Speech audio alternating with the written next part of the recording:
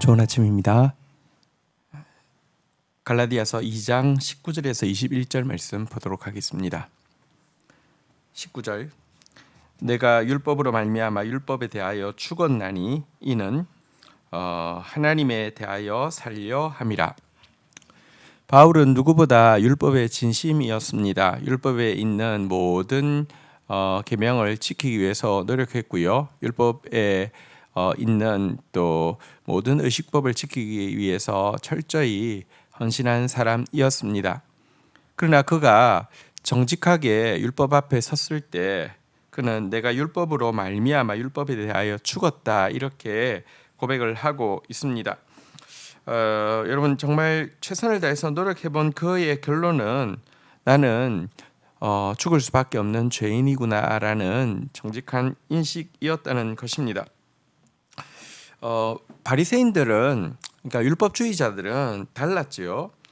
율법을 지키기 위해서 노력한 그 자기 노력에 도취되어 가지고요. 실제 율법에서 가르치고 있는 율법의 정신에 이르지 못했음에도 불구하고 하나님이 가장 싫어하시고 또 사람을 절대로 섬길 수 없는 교만으로 가득 차 있었습니다. 그러니까 자아가 막 더 살아났던 것이죠. 율법을 지킨다는 어떤 명분으로 자기만큼 의로운 사람이 없고 이런 자아가 막 살아나고 있었는데요. 그러나 바울은 정직했고 정직한 마음으로 율법에서 가르치고 있는 가르침을 따르기 위해서 최선을 다했더니 그 결과 율법으로 말미암아 율법에 대하여 죽었다. 나는 율법 때문에 하나님 기준 앞에서 나는 사형 선고를 받았다. 이렇게 이야기를 하고 있습니다. 그런데 그 사형 선고가 끝이 아니었다는 것입니다. 이는 하나님에 대하여 살려 함이라. 진짜 자기에 대해서 절망했을 때 정말 하나님 앞에 나아갈 수 있게 되었고 그 절망으로 인하여서 하나님 앞에서 살 수 있는 복음을 발견하게 되었다. 이렇게 이야기하고 있습니다. 자기에 대해서 절망할 때 다시 말하면 정말 하나님의 뜻을 이룰 수 있고 율법의 정신을 살아낼 수 있는 새로운 삶의 길을 하나님으로부터 얻게 되었다. 이렇게 이야기하고 있는 것입니다. 그것이 구체적으로 무엇입니까? 20절에 나오는 내용입니다. 내가 그리스도와 함께 십자가에 못 박혔나니 그런즉 이제 내가 사는 것이 아니요 오직 내 안에 그리스도께서 사시는 것이라. 이제 내가 육체 가운데 사는 것은 나를 사랑하사 나를 위하여 자기 자신을 버리신 하나님의 아들을 믿는 믿음 안에서 사는 것이라. 자, 바울이 절망 가운데서 율법으로 말미암아 죽을 수밖에 없는 자신을 발견한 절망 가운데서 하나님을 앞에 나아갔고 하나님 앞에서 발견한 생명의 길, 사는 길이 무엇입니까? 그것은 자신이 이미 그리스도와 함께 십자가에 못 박혀 죽었다는 사실을 깨닫게 된 것입니다. 많은 사람들은 이 구절을 어떤 헌신과 결부시킵니다. 내가 그리스도와 함께 십자가에 못 박혔나니 내가 진짜 그리스도를 위해서 십자가를 질 만큼 헌신적인 삶을 살아야 되는데 근데 내가 그렇게 살지 못하고 있으니 얼마나 부끄러운가 이런 식으로 자신의 헌신적이지 못한 부분에 대해서 회개할 때 이 부분을 인용을 하곤 하는데요. 그것이 아닙니다. 여러분 예수 그리스도께서 하신 일이 무엇이냐고 하면 그의 십자가 죽음이 바로 나 같은 죄인을 위한 죽음이었다는 사실입니다. 그것을 대속이라고 하죠. 그러니까 나를 대신하여서 죽으신 죽음. 바울은 율법 앞에서 자기가 죽을 수밖에 없는 죄인임을 깨닫고 절망했는데 이미 그 죽을 수밖에 없는 자기를 위해서 예수 그리스도께서 십자가에 못 박혀 죽으셨고 사실은 그 죽음이 바로 나의 죽음과 마찬가지 효력을 가진다는 사실을 발견하게 되었음을 믿음으로 고백하는 것입니다. 단지 이것뿐 아닙니다. 이제는 내가 사는 것이 아니요 오직 내 안에 그리스도께서 사신 것이라. 무슨 말입니까? 예수 그리스도는 죽으실 뿐 아니라 부활하셨는데요. 부활하신 예수님처럼 예수님 때문에 나도 죽음 가운데서 다시 살아나게 되었다라고, 예수님의 부활이 나의 부활이라고 이야기합니다. 이제 예수님 안에 계시던 성령님이 예수를 주로 고백하고 예수의 대신 죽으심과 대신 부활을 믿음으로 받아들인 자에게 성령께서 내 안에 내주하시고 사신다라고 고백하는 것이 이제는 내가 사는 것 아니고 내 안에 그리스도께서 사신 것이다. 이 고백이 담고 있습니다. 이제 내가 육체 가운데 사는 것은 나를 사랑하사 나를 위하여 자기를 버리신 하나님의 아들을 믿는 믿음 안에 사는 것이다 라고 이야기하면서 이제부터 그의 삶의 방법이 달라졌다라고 이야기를 하고 있습니다. 여러분, 물론 바울은 육체를 가지고 있기 때문에 내 육체 안에는 과거 삶의 그 방식, 죄악을 따르는 방식에 의해서 여전히 유혹받고 또 넘어지기도 합니다.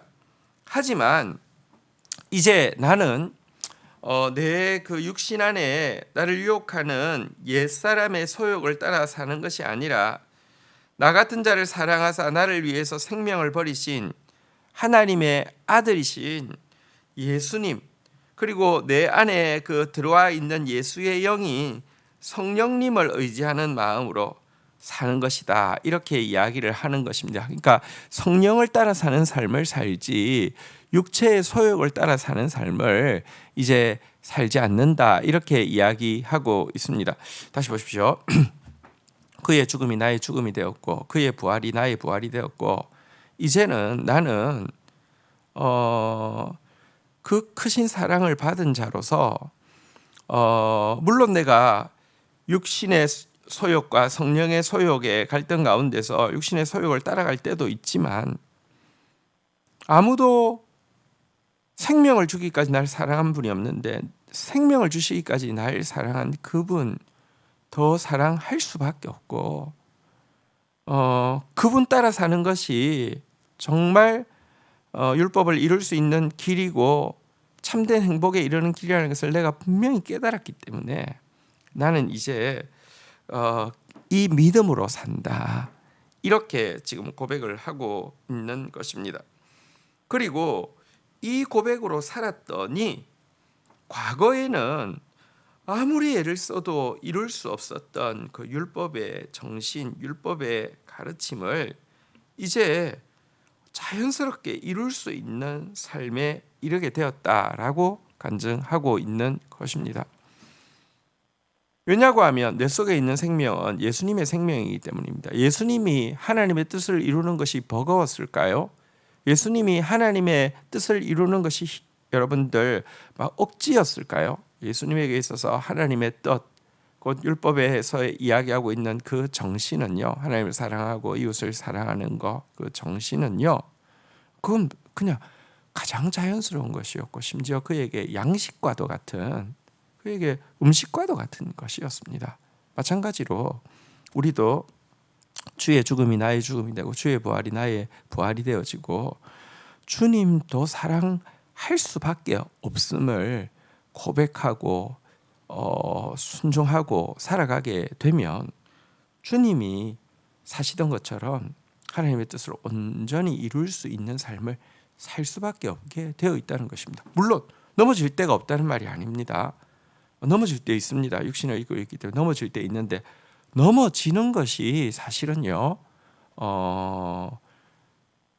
가끔 있는 일이고 또 비정상적인 일이고 내가 내 정신이 아니었기 때문에 일어나는 일이지, 여러분 예수님이 실패할 수 없는 것처럼 예수님이 범죄할 수 없는 것처럼 사실 우리 안에 예수 그리스도로 말미암아 거듭나게 된 영혼은요 그런 삶을 살게 돼 있고 율법을 이룰 수 있게 되었다는 것입니다. 이것이 바울이 고백하고 있는 믿음으로 사는 생명의 길에 대한 내용입니다. 21절입니다. 내가 하나님의 은혜를 패하지 아니하노니 만일 의롭게 되는 것이 율법으로 말미암으면 그리스도께서 헛되이 죽으셨느니라. 자, 그러면 여러분 행위로 이렇게 말할까요? 내가 율법을 지킨 행위로 구원에 이르는 것과 정말 나는 율법의 율법의 심판 앞에서 죽을 수밖에 없었는데 예수 그리스도의 은혜로 말미암아 용서받을 뿐 아니라 예수 그리스도의 은혜로 말미암아 이 율법을 지킬 수 있는 새로운 시대에 들어가게 된 이 두 가지는 병립할 수 없다는 것을 알게 됩니다. 자, 그런데 계속 율법주의자들은 섞어야 된다는 것이죠. 율법에 기록되어 있는 의식법도 다 다시 지켜야 될 뿐만 아니라 율법을 지키기 위한 노력을 가지고 구원 여부가 이렇게 결정되어진다고 자꾸 이야기하는데, 그렇다고 하면 예수님이 굳이 이 땅에 오실 이유가 무엇이며 예수님이 십자가에 못 박혀 죽으실 이유가 무엇이냐라고 묻고 있는 것입니다. 여전히 율법으로도 구원에 이를 수 있고 은혜로 구원에 이른다는 것이 헛된 것이라고 하면 예수님은 진짜 헛죽음을 죽으신 게 아니냐라고 묻고 있는 것입니다. 여러분 다시 이야기합니다. 구약이 있고 신약이 있습니다. 구약의 훈련을 통하여서 내가 정말 죄인임을 깨닫고 율법으로 말미암아 율법에 대하여 죽지 않은 사람에게는요, 신약, 은혜는 소용이 없는 것입니다. 여러분, 율법 앞에 고통하지 않은 사람에게 은혜는 대단히 방종한 것이 됩니다. 그런 점에서 율법은 꼭 있어야 합니다. 그렇다고 해서 여러분 율법이 소중하니까 하면서 은혜를 배제하고요, 차라리 율법이 있으면 내가 죄책감도 느끼고 잘못됐다는 생각도 하고 하니까 조금이라도 나아지지 않을까?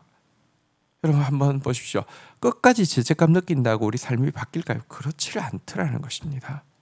바울은 율법에 대해서 죽고 나서는 이제 은혜로 말미암아 사는 새 삶, 성령으로 말미암아 사는 새 삶을 경험하게 되었기 때문에 이거 졸업해야 되고, 이거 더 이상 이것으로 우리를 묶으려고 하는 것에 대해서 자유해야 된다라고, 싸워야 된다라고 이야기하고 있는 것입니다. 우리 신앙이 여러분 구약을 잘 통과하게 되기를 바라고요. 그리고 구약으로 끝나지 말고 구약 끝에서 죄책감 가운데 신앙을 잃어버리거나 죄책감 가운데 종처럼 신앙생활을 하는 것이 아니라 정말 신약의 찬란한 부활에 이르러서 하나님의 아들의 자유를 누리고요, 성령의 인도함 받는 그 승리의 삶을 함께 경험하게 되기를 주의 이름으로 축원드립니다. 주신 말씀 붙잡고 기도하며 나가도록 하겠습니다. 주님 감사합니다. 우리가 율법 앞에 정직하게 서게 하심으로 말미암아 정말 율법에 대하여 죽을 수밖에 없는 것, 율법 때문에 심판받을 수밖에 없는 자신의 절망을 직시하게 하여 주옵소서. 그러나 그 절망의 자리에서 그렇기에 내가 죽을 죽음을 대신 죽어주시고 절대로 살 수 없는 나를 위해서 대신 부활하시고 하나님의 영을 보내사 하나님의 말씀을 기쁘게 살아낼 수 있는 새로운 삶을 주신 이 신약의 찬란한 복음, 은혜의 복음, 믿음의 복음에 온전히 이르는 자 되어질 수 있도록 주님 역사하여 주시기를 간절히 간구하고 소원합니다. 그래서 누구보다 아들의 자유를 누리면서도 누구보다 헌신적으로 하나님을 섬기며 또 누구보다 많은 사람들에게 진짜 생명을 보여주며 진짜 사랑으로 종도로 사는 그런 행복한 신앙생활, 살아있는 신앙생활 할 수 있도록 우리를 도와주옵소서. 갈라디아의 말씀이 심히 어렵습니다. 네, 우리 영혼 가운데 깨달아지고 알아질 뿐만 아니라 사라지는 축복이 한 분 한 분에게 있도록 축복하여 주옵소서. 예수 그리스도의 이름으로 기도 올립니다. 아멘.